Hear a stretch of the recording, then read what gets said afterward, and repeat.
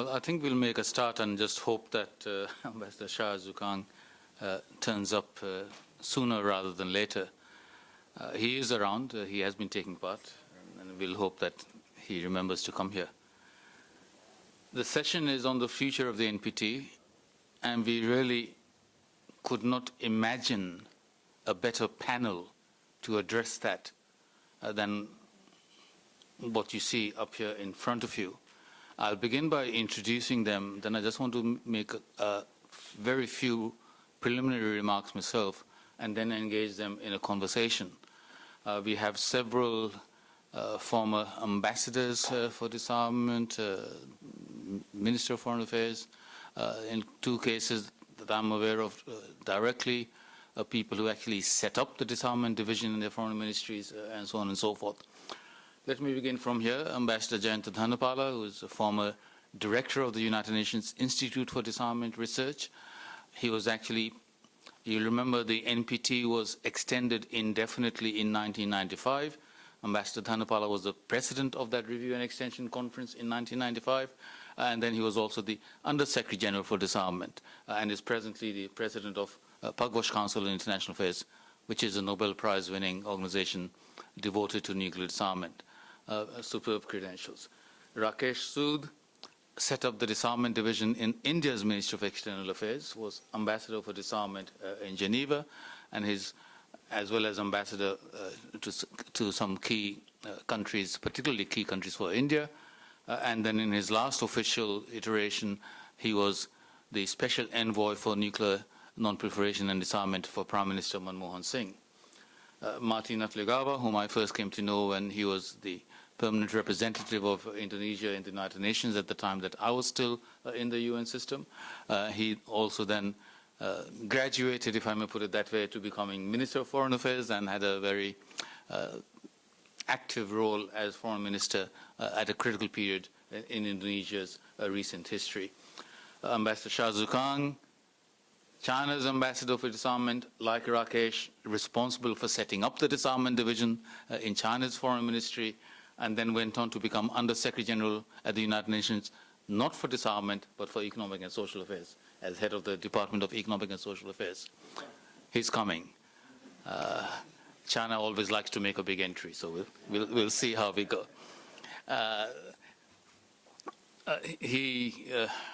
To any of you who know him or know him by reputation, is very forthright in some of his comments. And we welcome him to the panel. I have managed to introduce you, and I said some very unkind things before you came. Now, the session is about the future of the NPT. I think there is more or less universal agreement that the NPT, signed in 1968, in force in 1970, has been amongst the most successful, if not the most successful, arms control agreement in history. Near universal membership, has contained the threat of nuclear non-proliferation, barring a few exceptions, so that we still have countries that have nuclear weapons in single figures, if just one more and my argument falls down. It has facilitated the international trade in nuclear materials for peaceful uses of nuclear energy. And it contains an obligation on the part of those who have nuclear weapons and are recognized as having nuclear weapons, the NPT, Nuclear Weapon States, NWS, in Article 6 to disarmament. At the same time, as we know, the 5 countries that had nuclear weapons, that are accepted as nuclear weapon states, have not yet got rid of those nuclear weapons, despite Article 6. And sometimes the spokespersons from these countries engage in Olympic quality verbal gymnastics in trying to reconcile their continued possession of nuclear weapons with the obligations under Article 6.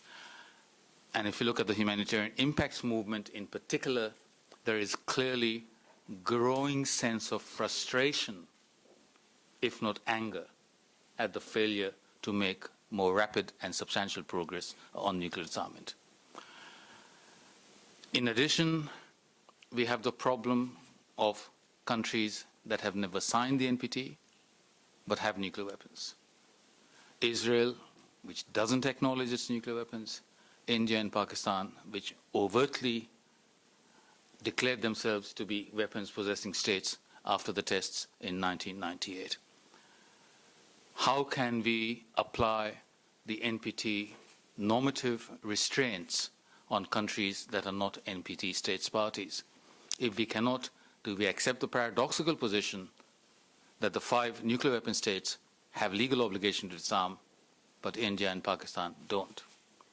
In addition, we have the 9th country that possesses nuclear weapons, North Korea, the only country that was a non-nuclear weapon state under the NPT and has defected from the regime, raising a host of challenging legal and political questions about the legal status of a country that announces withdrawal from the NPT, first suspension and then withdrawal, about how we deal with it in terms of the reality of, the empirical reality of it having nuclear weapons, but none of us are prepared, or hardly any country, in fact no other country is prepared to accept that status. And we saw the difficulties also that has, at least for the next 10 to 15 years, we hope, been resolved with regard to Iran. So there are those challenges on the non-proliferation side also, plus ongoing issues in relation to safety and security. The NPT review, the NPT does not have a secretariat, doesn't have a standing organization as an implementing agency compared, for example, to the Chemical Weapons Convention, which has the OPCW in The Hague, or even the Comprehensive Test Ban Treaty, which has the CTBTO in Vienna. The only thing the NPT has is 5 yearly review conferences, and as I said, the one in 1995, which brought in the permanent indefinite extension that Jayanta was the president of. These 5 yearly review conferences seem to go in cycles of success and failure. But the last one, last year, was, shall we say, not successful, even if you want to avoid the word failure. It wasn't successful.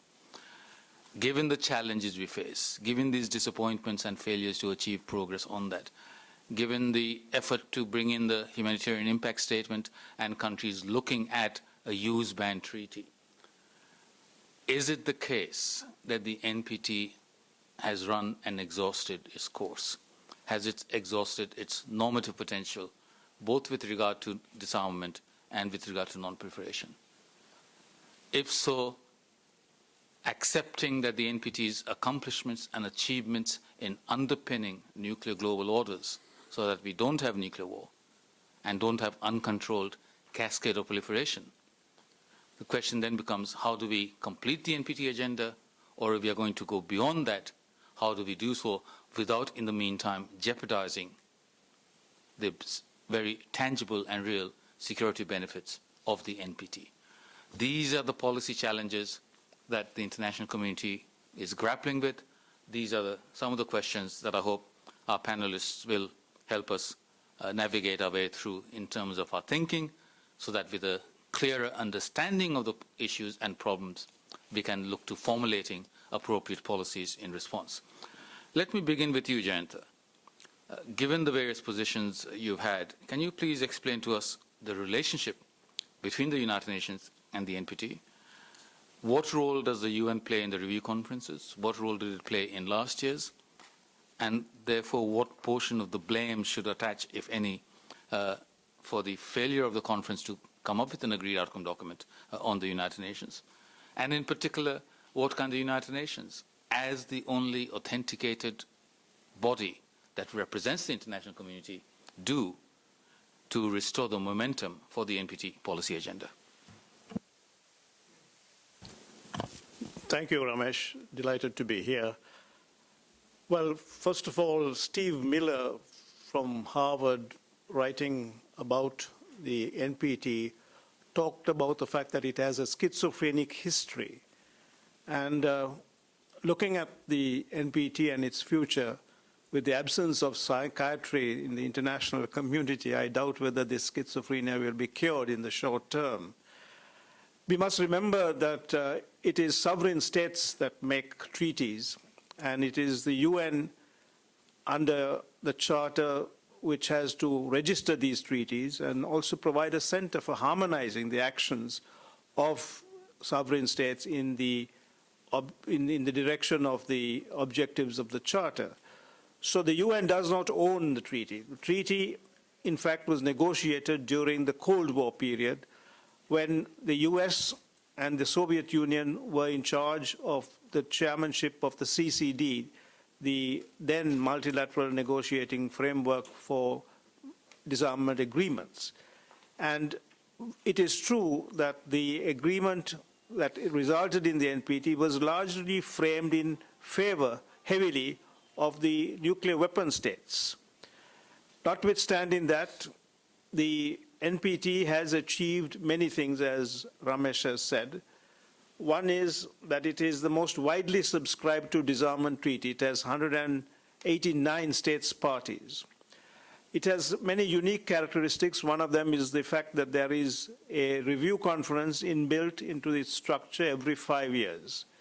It was also envisaged that the treaty would last for 25 years, and then it would meet in order to decide whether it should continue for period or periods. In the event in 1995, there was a decision by a majority of the states parties, adopted without a vote, that there will be an indefinite extension.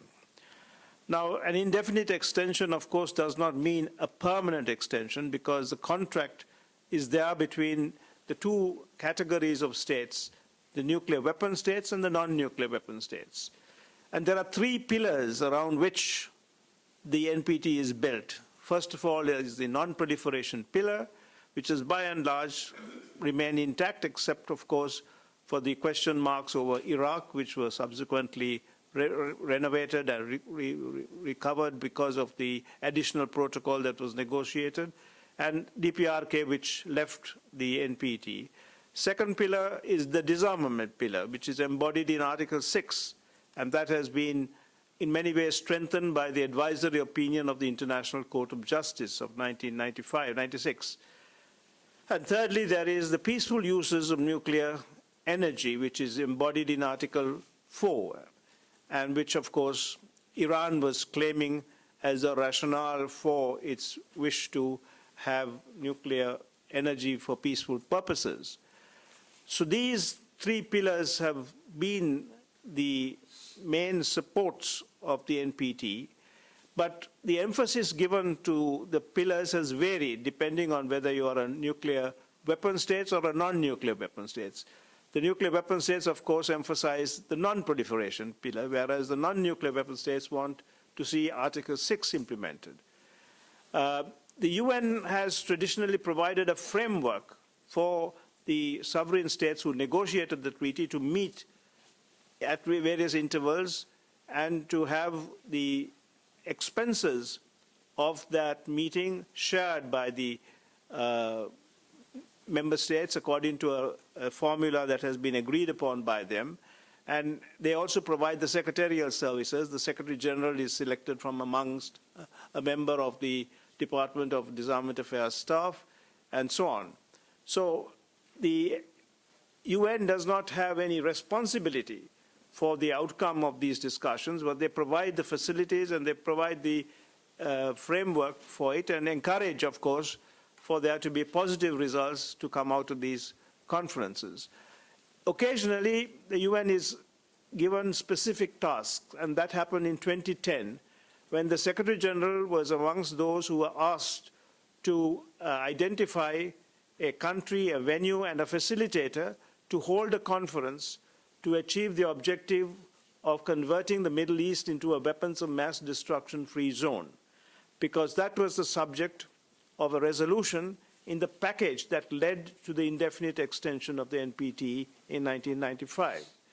Now, the Secretary General did help to identify a diplomat from Finland and to identify Helsinki as the venue of the conference, but the conference was never held, essentially because there was no consensus and there was no ability to persuade Israel to also participate. And this led to a great deal of bitterness amongst the member states who had wanted to see this conference, because it was going to achieve one of the conditions under which the NPT was indefinitely extended. And when in 2015 the review conference was held, it was a foregone conclusion, quite apart from the fact that there had been very little progress in nuclear disarmament, that the absence of a conference on the Middle East, at least the beginnings of a conference on the Middle East as a weapons of mass destruction free zone, was going to be a serious stumbling block. And predictably, the conference collapsed. So I think for 2020, the prospects are very, very bleak unless there is a dramatic change in the multilateral disarmament scene, or there is a dramatic change with regard to the Middle East situation, both of which in the short term are not likely. Thanks, Jayanta. I'll go on to Marty next. And for all the panelists, if in the answer to the questions I'm addressing to you, you wish to respond to anything else that was said before, feel free to begin with that and then move on to the question. Marty, as we know, Indonesia has long been an active promoter of nuclear arms control and disarmament, and has pursued these goals through ASEAN, through the non-aligned movement, and the United Nations. Now, of course, you are also a member of the G20, and indeed the only ASEAN member of the G20. In your view, should we explore the advantages of forum shopping in promoting the remaining NPT agendas? And does Indonesia have a particular responsibility to put this item on the agenda of the different forums on behalf of ASEAN? Where does the Humanitarian Impacts Initiative fit into the relationship with the NPT? Do you think it supplements and reinforces the NPT, or does it sidestep and risk marginalizing the NPT? Thank you very much. You are very generous in describing just now Indonesia's role or attempts at various forums in promoting the agenda of nuclear disarmament and non-proliferation. In a way, the fact that we've been campaigning in such a steady and long period of time actually reflects the fact of the lack of progress that we have been making as an international community on this very important issue. The simple answer to your question, certainly in Indonesia's policymaking or foreign policymaking view community, we have deliberately and purposefully tried to promote the objectives contained in the NPT and other relevant nuclear disarmament and non-proliferation instruments in a multifaceted and a multi-forum way. We have not put all our eggs in one basket. We have purposefully promoted the subject matter at the regional level, most definitely within ASEAN. At the NAM, as you know, within the non-aligned movement, we have been chairing, coordinating the NAM position on disarmament issues. And most recently, we have also been promoting the subject matter within the G20. I think given the nature of the problem and the fact, especially the fact that the proper NPT review process is encountering the kind of stumbling block and bottleneck that we have been seeing, it is only correct, in my view, that we should be trying to pursue the agenda in a multifaceted manner in as many a forum as possible.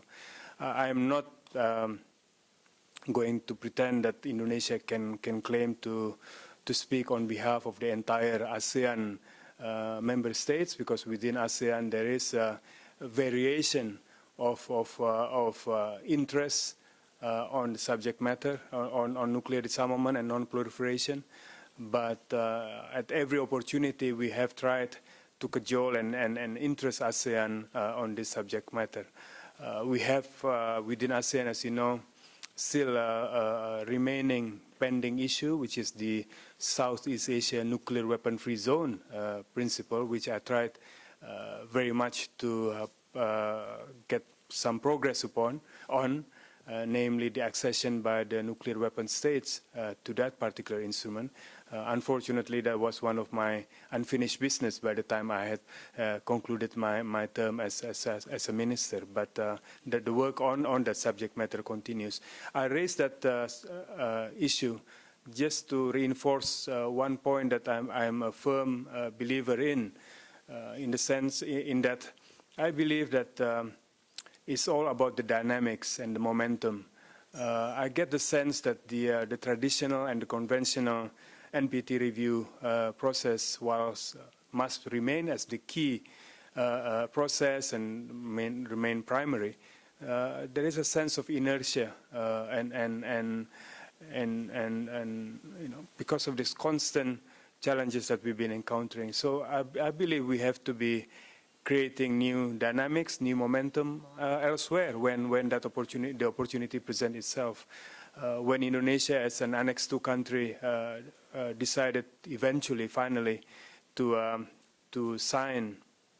ratify the CTBT, that was a deliberate purpose and attempt to change the dynamics. It was a big ask, even within the country, to convince the parliament, to convince a different segment of our government that this is a step worth taking without the guarantee that it will be reciprocated and followed by others. But the step was taken with the hope that it will generate fresh momentum on the part of other Annex II countries of the CTBT. In short, therefore, yes, multifaceted, multi-forum, and I don't think it takes away from the importance of the NPT proper itself. It's simply a way of making sure that we are firing in all cylinders and we are pursuing this agenda in a forceful manner as possible.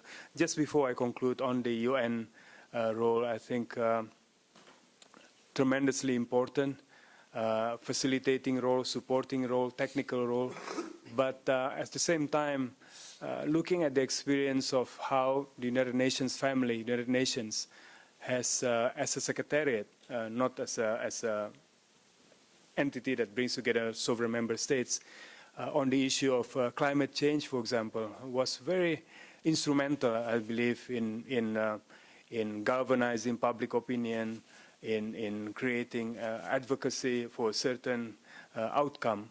I think in the future, for the United Nations to have, as a secretariat, as an entity, to have an even more ambitious and opinion molding and shaping role. I think many in the international community would very much welcome that, as they have, because Secretary General Ban Ki-moon obviously has been instrumental and has been at the lead, but looking at the climate change example, I think we should not underestimate the shaping and molding potential of the United Nations. Thank you. Very much. I want to turn next to Rakesh, but before I ask him my set of questions, I want to clarify or preempt any scope for misunderstanding from members of the audience who might look at my name and my appearance and come to the wrong conclusion. I'm here principally in my role as co-convener of the Asia-Pacific Leadership Network for Nuclear Non-Proliferation and Disarmament, ABLN. Secondly, I'm here as an Australian of Indian origin. I'm not speaking as an Indian who is living in Australia. Please be very clear on that.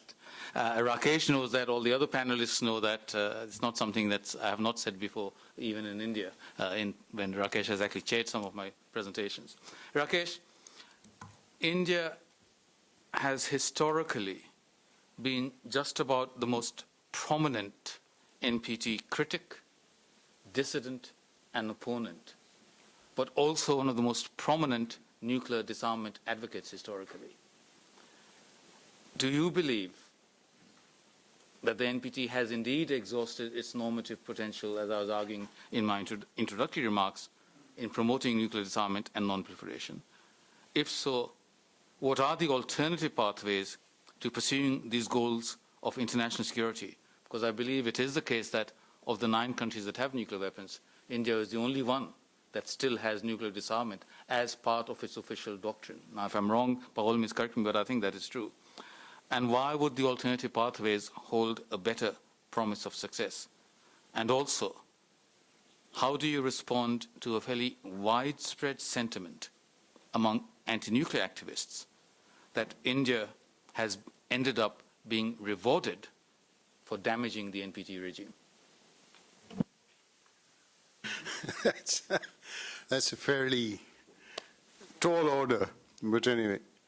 You know, not many people, I guess, in this room, other than some of us sitting here who've spent many decades dealing with nuclear issues, would probably realize that India was not a dissident to the NPT in that sense. In fact, when the original NPT resolution was introduced, India was a co-sponsor. And India was a participant in the negotiations as well during the 60s. But then, as you said, Jayanta, there were three stools, as it were. You had the non-proliferation stool, which meant that non-nuclear weapon states were not supposed to acquire nuclear weapons. You had the disarmament school, which said that nuclear weapon states would end up giving up their nuclear weapons. And you had the peaceful users school, which said that countries that give up their right to have nuclear weapons, they will share in the advantages of peaceful applications of nuclear technology. So this was the kind of three-legged balance that was sought to be created when the original resolution was put forward in 1965, where India was an original co-sponsor. Now, as it turned out, we felt that there was one leg of the stool which was somewhat weak, and that was the disarmament leg.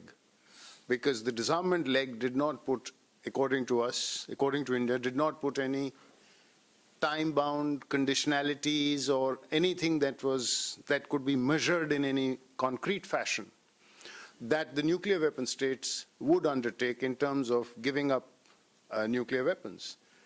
And I think that has remained one of the most contentious issues with the NPT right through its history. So, as it was when the NPT eventually, when the shape that it took, we felt that this was not something that we could own up to, and therefore we stood aside. So in a sense, India has never been a party to the NPT. Now,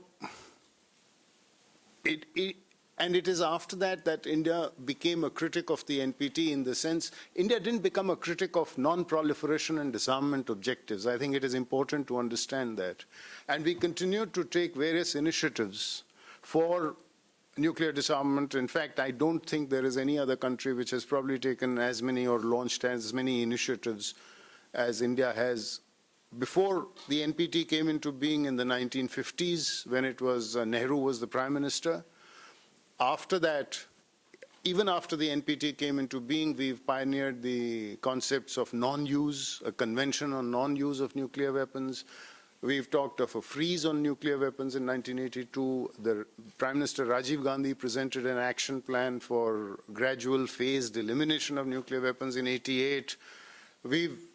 Even after the nuclear tests, we've talked of de-alerting resolutions on de-alerting. We've talked of other resolutions in that sense. So we've continued to take initiatives, and the nuclear doctrine of India has a very definitive, unambiguous commitment to the goal of nuclear disarmament as part of the doctrine. Secondly, I think India has also been a very, very reluctant nuclear weapons state. Even though we were not a party to the NPT, we demonstrated our capability in 1974. But it took another quarter century till 1998 when we found that there had been proliferation in our region, which had adversely impacted our own security environment. We felt that it was necessary, therefore, for us to undertake a limited number of tests. And that's when, in 1998, India declared itself a nuclear weapon state. So there was, it has been a long journey. And To come to your next question that you said, that has it exhausted and what are the alternative pathways, I'm reminded of a story. And there was about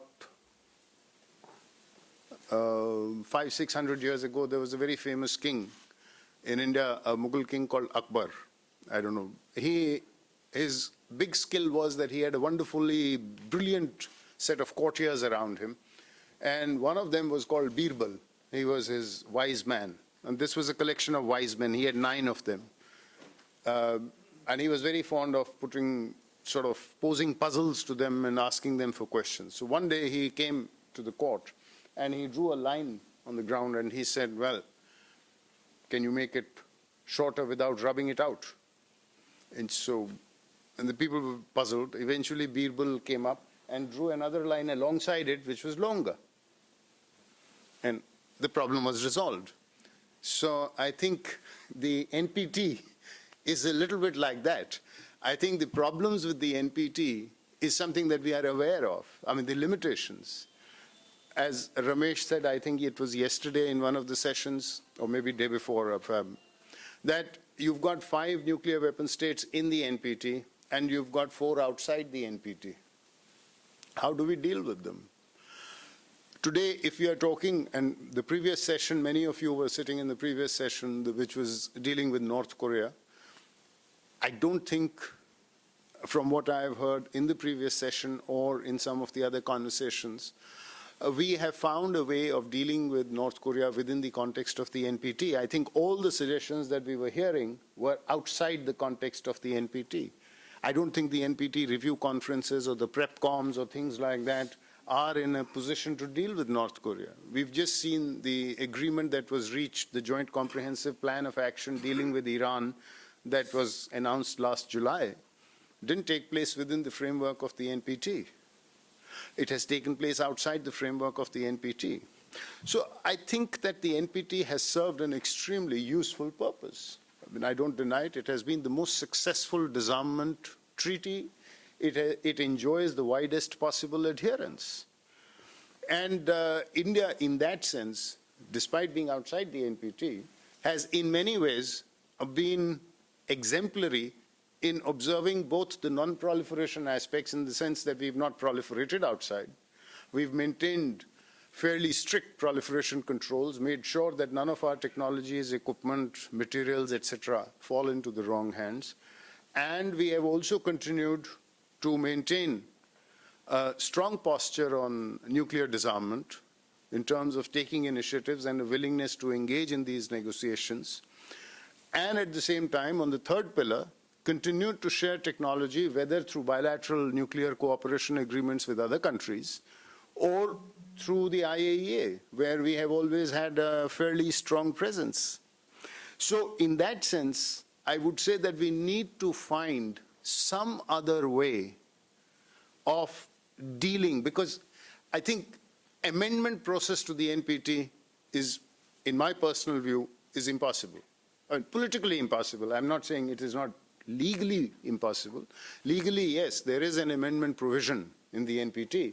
But I would dare to say, though India is not a party to the NPT, and I will defer to more sort of knowledgeable people in that sense, but I would venture to suggest that any amendment to the NPT would open a Pandora's box which would be impossible to deal with.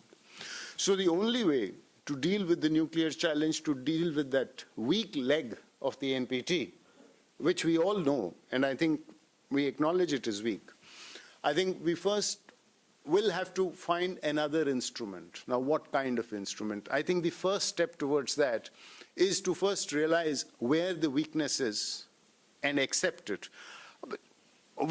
While applauding the success of the NPT, we also must acknowledge where it has been weak. Once we acknowledge that, then we can talk about how to move that forward. We are living in a very different world compared to the world in which the NPT was negotiated. And there was a Cold War, there was an identity of views between US and Soviet Union, etc., etc. Not all the nuclear weapon states came on board the NPT when it was negotiated. France did not, China did not. They only joined much later. So, but today's world is very different. apart from the fact that today's world is very different, I think we are also seeing a shift from the Euro-Atlantic to the Asia-Pacific. And we see different kinds of nuclear equations at play in the Asia-Pacific context. So I would venture to suggest that the best way to move forward would be to move to a more stable nuclear equation in the Asia-Pacific, which would mean getting to a no first use, a global no first use or a non-use convention, which would diminish the role of nuclear weapons to begin with, and thereby create the ground for gradual reduction and elimination of nuclear weapons. Thank you. Jayanta is raring to comment, so Jayanta.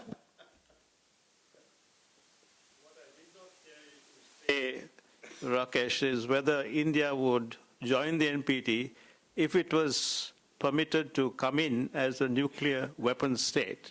Because as you know, the definition of a nuclear weapon state depends on when they cross the threshold, and India happens to have crossed the threshold after that definitive date. I'm sure that the policymakers in India would look afresh at the NPT if it was admitted into the club of nuclear weapon states. As far as non-nuclear weapon states are concerned within the NPT, they think that that other line that you think should be drawn is a nuclear weapon convention, which then outlaws all weapons. I would have liked to hear you say that India would welcome a nuclear weapon convention. May, if Reassure him. Jayanta, I am fully with you on this. Now, as far as India is concerned, I don't think that we have any ambitions of joining the NPT as a nuclear weapon state. And I think, having spent many years dealing with these issues, I'm sufficiently realistic, as I said, that that amendment process, that line, that threshold that you have of 1st January 1967, that countries that have tested before 1 January 67 are nuclear weapon states and all others are non-nuclear weapon states, I don't think that that amendment will ever be carried through. Be that as it may, and I don't think that that's an issue. But as far as the Nuclear Weapons Convention is concerned, by all means, I mean, if we were to begin negotiations on a Nuclear Weapons Convention, you would find India very much there. I mean, when I said talking about incremental steps in terms of moving from a global no first use to non-use to reductions and so on, I was merely looking at the complexity of the multiplicity of nuclear players in the Asia-Pacific, because what you find here is a lot of differences in the sizes of arsenals, in the qualities of arsenals, in the doctrinal approaches. So there is huge amount of asymmetry here. And as we have discussed both within the meetings and in the margins of this conference, I think we also realize that there is a complete absence of any dialogue forum, security architectures, etc., where nuclear matters would come up for serious discussion. And in some ways, if you compare that to what existed during the Cold War, I mean, you had at least a risky but in some ways a predictable escalation mode, because you had the US and USSR as the two superpowers and that kind of a thing, and you know they had their alliance structures and so on. That doesn't exist. But if we can develop the political will to move to negotiating a nuclear weapons convention, which would completely eliminate and deal with nuclear weapons in the same way that the Chemical Weapons Convention has dealt with chemical weapons, in terms of completely eliminating nuclear weapons, doing away with nuclear weapons, doing away with the capability of producing nuclear weapons,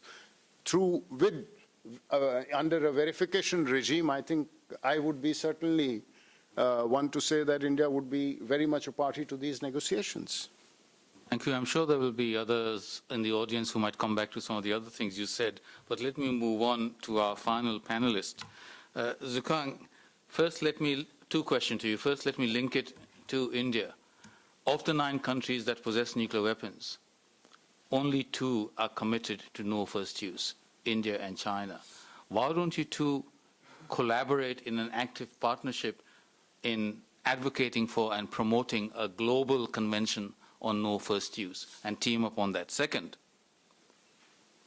of all the panelists here, you are the one representative of a country that is both an NPT-defined nuclear weapon state and a P5 member.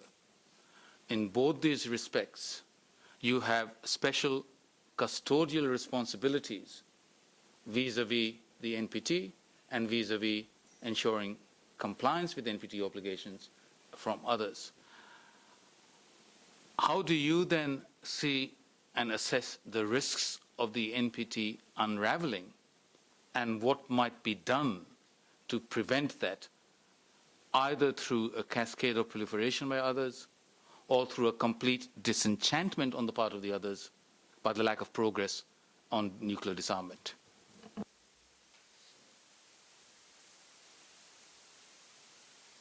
A lot of questions. I don't know where to begin with, but anyway, first, let me say a brief comments on what Janta and Rocky said. NPT, I think China joined NPT as late as 1992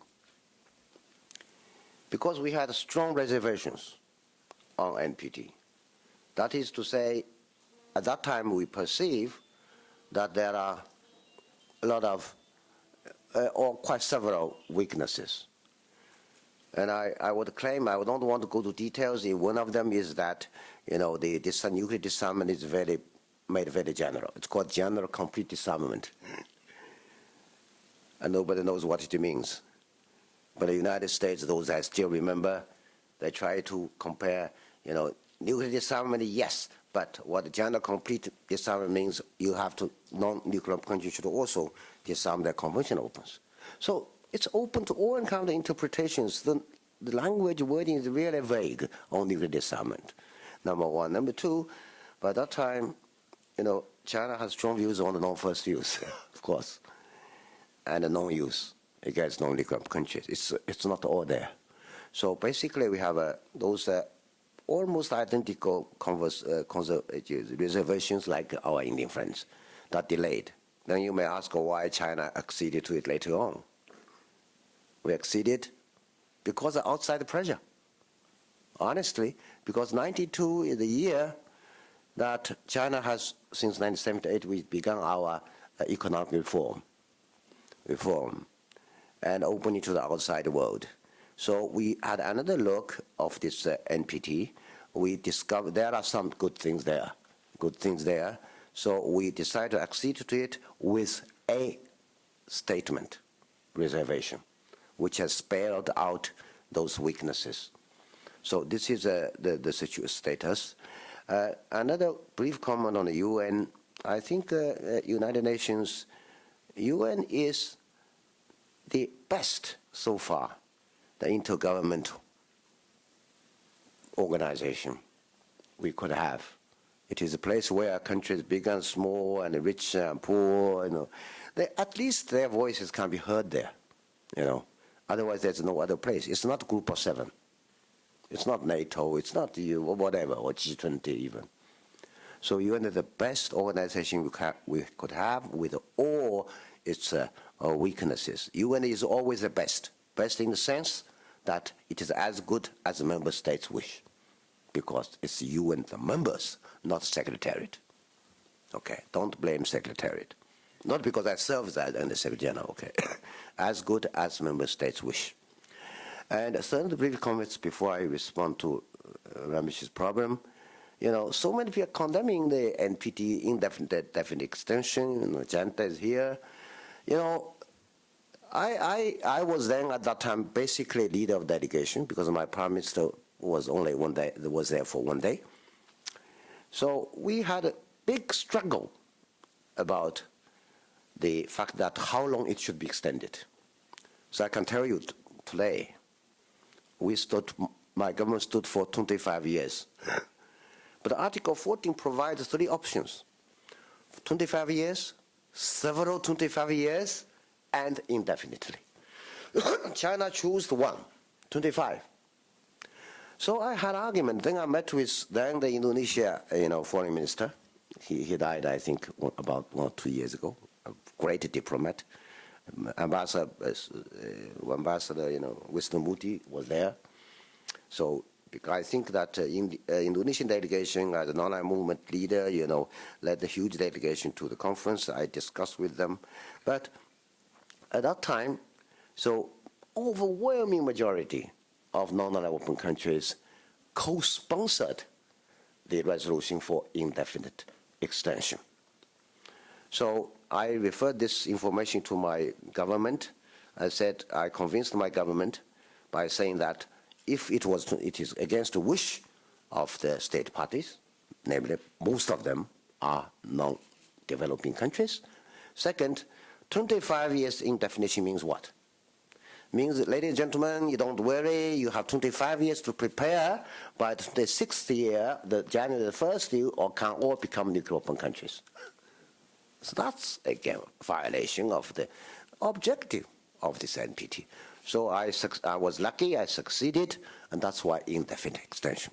So with all those, I'm not going to, the problems or weaknesses, let's be fair. I think, imagine, in the absence of NPT, the world could be totally different. And even in the 3 legs or 3 fields, I think all progresses are made. Disarmament, nuclear disarmament, we all know nuclear weapons have 3 categories, right? INF have been removed, at least by the big 2, right? Nuclear strategic weapons, with START 1, START 2, and continued efforts are being reduced. And peaceful uses, I think is wide. And today, I think by the December 2015, we have 30 more countries, with 339 nuclear reactors in operation, and which they generated about 11.5% of electricity of the world. So 3 areas are all making progress. But that said, I think the nuclear disarmament is still the very weak leg, and certainly they need improvement. Those are general comments because you asked me to comment in the black and white, right? Those are the comments. So in response to your issue,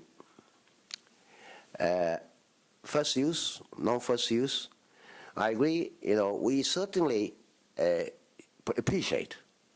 Well, I'm the first person to say appreciate. I don't think there is any Chinese who have ever said that we appreciate the non-first use policy of India. No. I'm saying that today. No, with the general sitting there, my colleague is there. Don't blame me, but it's my personal view. Non-first use should be appreciated by any nuclear country, NPT or non-NPT. But why China kept quiet? Because we are not very sure how to identify the status of India and Pakistan. Because if we say we support you, non-first use policy, that means we are violating NPT. In the sense that you recognize India as a nuclear country status, right? So, being a party to the NPT, we cannot say that. So, this is my thinking. This is a dilemma. This is a problem. So that said, earlier on other occasion, Ramesh knows well that when I was in charge, my government initiated or put forward the initiative for the P5 nuclear open countries. India, Pakistan have not even conducted any nuclear weapons tests that time to negotiate and agree on a non-first use convention. We circulated, and let me tell you, because it's history now, the US was against it, UK, France was opposed to it, and Soviet Union, was it Soviet Union those time, or Russia, said that yes, only between you and me, only bilaterally. No, this, though, over. So you mentioned about the possible non-first use convention. We tried. It's in black and white. We tried, we circulated, we discussed, which lasted for many months. So we failed on this. And certainly we are continuing for it. Regarding banning nuclear weapons, yes, we are for it. Because You may remember China first exploded the nuclear weapon on the October the 16th, 1964. And on that day, we made a statement by saying that we are for the banning. We did not use the word ban, we said general and complete nuclear disarmament. That means banning. So we are for it, but it's not up to China alone. No, but I don't think it's feasible or practical to jump onto immediate negotiation on the complete banning of nuclear weapons. So that means the best approach is step by step. But it's step by step. But of course, people are not happy about it. But it's not realistic to immediately negotiate banning. No. But if people agree, China certainly will not block it, and we are for it. So, with my explanation, India, we have not said anything again because India does not violate any international law. India conducted nuclear testing in September, October that year, and I was in India in May. I made on my behalf that you are not party to NPT, If China or US or Soviet Union or France, UK could have nuclear weapons, why not India? Well, it's a stupid statement. But why only you? It's ridiculous. By UN Charter, we are all equals. So there is no legal, it's nothing wrong. So legalistic speaking, India is followed by Pakistan. They did not violating anything. But I must be honest, and I'm sure that your move are not supported by anyone. That not very popular. Well, rightly or wrongly. So first use comments and P5 special responsibility. Yeah. Well, you may recall I joined. After I left India, I joined disarmament in 1985. Since then, I've been working with disarmament for 26 years. So, P5, the next year, 86, China, for the first time, since China, the legal status was restored in the United Nations, for the first time, we tabled a resolution. And let me say, admittedly, strongly supported by the Mexican senior ambassador and also Indonesia friends or Sri Lankans, developing countries. And the resolution says that the United States and Soviet Union, two superpower, nuclear powers, had special responsibility. They should take the lead. And this was agreed upon, adopted, I think, unanimously, for 6 years, continuously. So we understand this is the view of the two biggest guys should take lead. Of course, others should follow later on at appropriate time. That can be worked out, So this is about, so let me mention the special responsibility of China in Asia. I think being a P5, being a nuclear weapon country, it's not a regional. It has regional dimension and a global dimension, and this should be addressed, at the same time. So, United States is not in Asia physically, geographically, but we all know it's a real biggest P5 or nuclear weapon country in there. And what else? Risk? Well, yes. can we leave it at that and go to audience for questions? Okay, one more risk. Sure. Yes, so the real risk, of course there are many risks, but the biggest risk is the abolition of the ABM Treaty, Anti-Ballistic Missile Treaty, which we have been told for decades of years is the foundation for nuclear disarmament, is the foundation for non-proliferation. But this treaty has been abolished unilaterally by one party to it. This is the biggest risk. And with the proliferation of deployment of the missile defense after the abolition, now we see the missile defense everywhere. That will stimulate the development, further improvement qualitatively the nuclear weapons. That would be a huge break for any nuclear disarmament efforts. Thank you. Thank you. Jayanta, did you want to say something quickly before we go to Q&A? Very quickly, I can understand focus on the two major nuclear weapon armed states, and that is Russia and United States, which together possess 93% of all the nuclear weapons. And it is logical for us to expect them to make the start in nuclear disarmament. But it's useful to know at what point the others will join the multilateral disarmament process. Is it when they get down to 1,000 nuclear warheads, or when they get down to 500? I think it's useful for non-nuclear weapon states to have some kind of predictable sequence with regard to the multilateral disarmament process.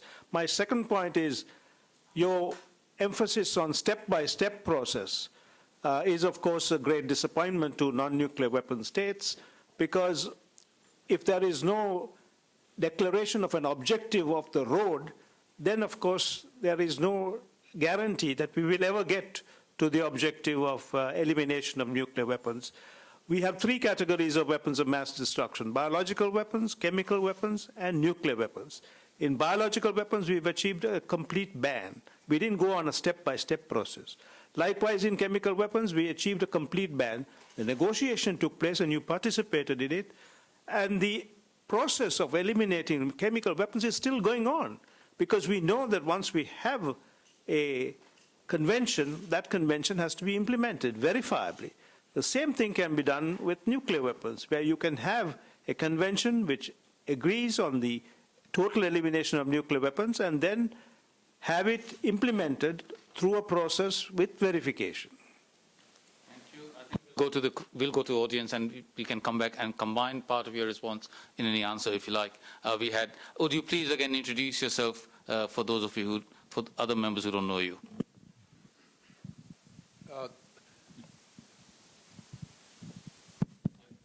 Thank you. First, my distinguished predecessor.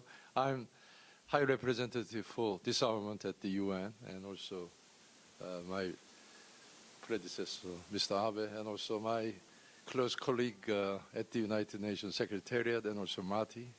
Great to see you all in this setting. I have two questions. In addition to non-forced use, I think China and India also belong to a club of not ratifying CTBT. CTBT. No, I mean not even joining. Yeah, yes. So this year marks 20-year anniversary of the adoption and non-entry into force of CTBT. And China may wait for the US to ratify it. Maybe India may wait for China to do it first. But if any country do it first, then it may impact others to follow. So that's my first question. I want to hear your reaction. And my second question is to build on what Mr. Dhanapala just made. The open-ended working group in Geneva is now debating several options. So variation of nuclear weapons convention is the ban treaty. Even you don't have to wait while working to eliminate nuclear weapons, still you can start with a ban treaty which will delegitimize nuclear weapons. Because as Jayanta said, chemical and biological weapons are stigmatized and delegitimized. But why we cannot do the same thing on the nuclear weapons is the fundamental question, which is now being asked by the very large majority of member states. So I'd like to hear both of your reaction on that point. Before I go to the panelists, in particular starting with Rakesh and Zukang, on your first question on the CTBT, let me just put a slightly different perspective on it. If you had an equivalent entry into force formula for the NPT would still not be in force. The reason I say that is we knew that at the time that the CTBT was negotiated. Is it conceivable that that particular entry into force formula was used and deliberately designed to frustrate its entry into force. Which other major arms control agreement would in fact still be in force, even now, if you adopted that formula? So if you want it entered into force, why not look to changing the entry into force formula? That's something that others may or may not respond to, but I do want to put that as a serious proposition. It may have been deliberately designed with that in mind, because it departed from existing formula. It's not that the point was not made at the time, because I was involved in that at the time. Rakesh first, and then... Well, I think Ramesh, to an extent, answered it. I mean, as you know, India, the entry into force formula, Article 14 of the CTBT, came up at the last minute. It was brought out in New York. The idea was that it should force. It made a precondition when India, as a sovereign state, had said that we would not be joining, but we were not blocking it. In fact, we had stepped aside, as it were. But then there is no other instance, and in international treaty law, where after a sovereign state has stepped aside, that the negotiators insist that this treaty shall only enter into force after that state signs and ratifies. There is no such thing in international treaty law, and according to me, I think it is a violation of international treaty law in terms of negotiating practices, because you don't negotiate as sovereign states with this kind of a provision. But what were the intentions of those who brought in these provisions or who supported it? I mean, I will not comment on that. Insofar as, but to complete this thought, I think that's one of the reasons why India has been extremely reluctant, because what happened was that there was a huge amount of public debate about this, and it created an enormously negative sentiment about the CTBT because of the manner in which Article 14 was presented after India had stepped aside. So it led to this kind of, feeling that it was meant as a pressure tactic. Obviously, it led to a negative reaction in India in terms of the public reaction. And that's one of the reasons why we have found it very difficult to move forward on this issue at all. But on the other issue, I mean, Jayanta, I mean, I think that in a sense, biological and chemical had been delegitimized by the Geneva Protocol. And that's one reason why, because a non-use had been put into place by the Geneva Protocol in 1925. And in fact, that non-use held during World War II. During World War II, we did not see use of chemical weapons, whereas chemical weapons had been widely used during World War I, which is what led to the Geneva Protocol. And we saw that non-use, and I think that eventually when we saw a reuse during the Iran-Iraq war, I think that created a certain amount of realization.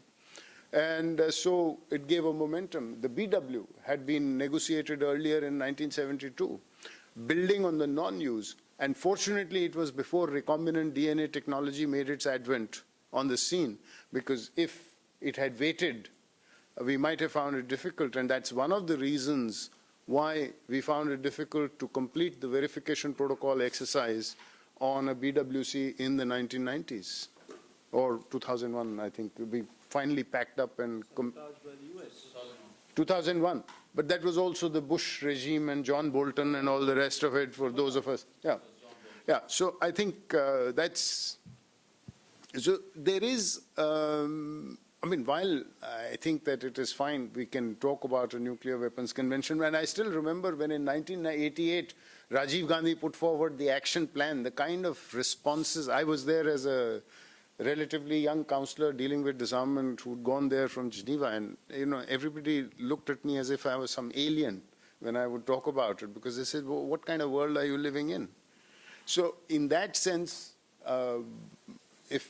if we can have some kind of a framework, fine. But if we cannot, then we should at least look at some kind of a step-by-step approach.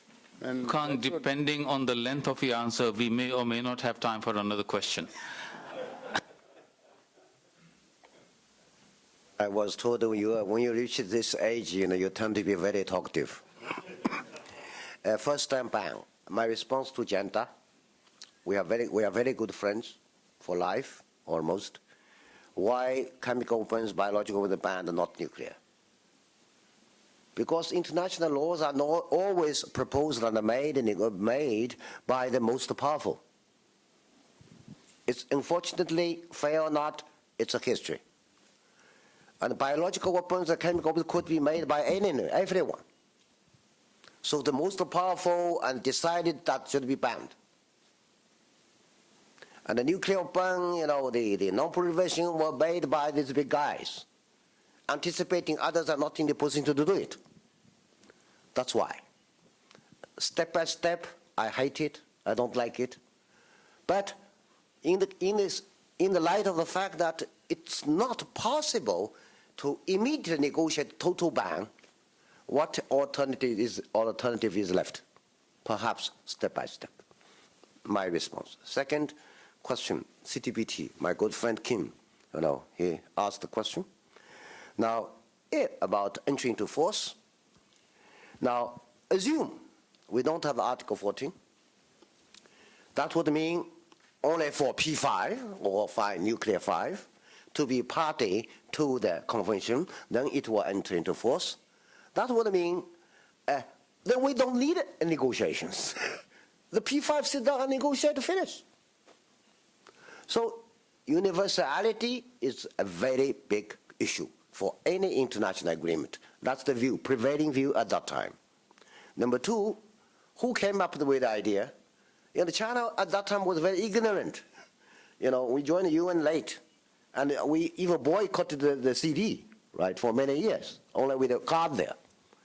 So somebody said that IAGA, their institution, I think still alive today, said that there are a list of over 40 countries that have nuclear capabilities. Okay, now make their participation as they enter into force provision. This is as far as I could remember. Thirdly, that the P5, we had dirty agreements among ourselves, but we don't like each other, but we happen to be nuclear weapon countries. So we said, no one should conduct any nuclear weapon explosions before the entry into force of the CTBT. This is our complete agreement. So I think, they declared moratorium unilaterally and together. So therefore, so far, after 20 years, none of nuclear weapon countries by NPT have conducted any tests. We called moratorium. So those are your information, CTBT. Why? China. First, let me clarify, China has never said that we won't ratify unless the United States ratifies. We have never said officially, no. Yes, I said it. I said, Shah said, but not my government. So my government said that we are working very hard on the ratification. Officially, yes. No, okay, no, because don't confuse Shah and government position. That's different. Now, but the fact of the matter is that United States, such a huge power with all the, everybody knows, I don't want to blame them, They are our good friends, we love them sometimes. Now, the question is, United States initiated in collaboration or conspiracy with the Soviet Union, pushed the negotiations very strongly. They even stopped their ally, like the United Kingdom, the nuclear testing in Nevada. And they launched a world campaign against France, nuclear testing. So for China, of course, you can imagine, right? They were even more harsh with China. So the agreement to negotiate CTBT is the agreement between the big two. They pushed very hard. Eventually, we went along, but then they say, we are not going to ratify. That means what? That means you negotiate treaty not for yourself but for others. Of course, they have a legislature, well, internal problems, Congress, Senator, whatever. But that's your internal business. The fact of the matter doesn't change. The United States has not ratified and will notify according to some of the big shots. So if you negotiate treaties only for others, why? And with malicious objectives for other three, China, UK, France, why should we ratify first? So my ministry, I drafted a report myself when I was in charge. So my congressmen, our national people's deputies, were not convinced. So we really have difficulties with them. So I suggested earlier, Ramesh may know, why not since we have strategic dialogues between China and the United States, you have Congress, senators, we have National People's Congress. Let those people sit down and talk and see whether we can do it. That's my suggestion. So those are, now what, India? No, we have never said that. I've never heard that India will ratify and after China. No, I've not heard about it. Okay, I've not heard about it. And I've not heard that China will ratify only after the United States officially. But I'm telling you the fact, the truth is that we feel bad. Our deputies really feel bad. So that's it. Thank you. Anyone else? Marty? Just want to make a very general comment, if I may. It's about how countries must exercise leadership, especially countries to whom others often look up to, given their prominence of their role globally. This dialogue, this conference is all about constructive leadership, and I think there comes a time when countries must look at the broader picture and exercise the kind of leadership that's expected of them.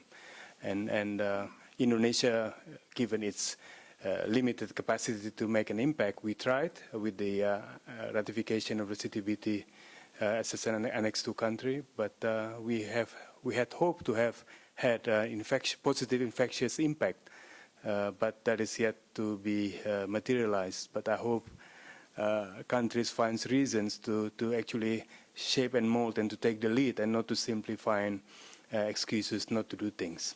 Thank you. If there's someone who wants to ask one last question, we'll go, provided it's a brief question, and I'll try and ensure that the answers are brief also. In the meantime, we call upon China to try harder. A very brief question. I'm the Swiss ambassador to Korea. I have no idea. I'm not a specialist on NPT. Just a question. Lately, one could read a lot about the renewal of the US arsenal on nuclear weapons. How do you judge that in the spirit, at least in the spirit of the NPT? I suspect I can answer on behalf of the entire panel that we deeply regret that. That is not the signature legacy we would have wanted, in particular from the president who began his first term by outlining the vision of a world freed of the existence and the threat of use of nuclear weapons. It is a retrograde step. It is not a contribution to a positive agenda for nuclear disarmament. We hope tomorrow the same president will at least outline an alternative vision that leaves us more optimistic in terms of hope and change. That was his signature campaign when he was running for president.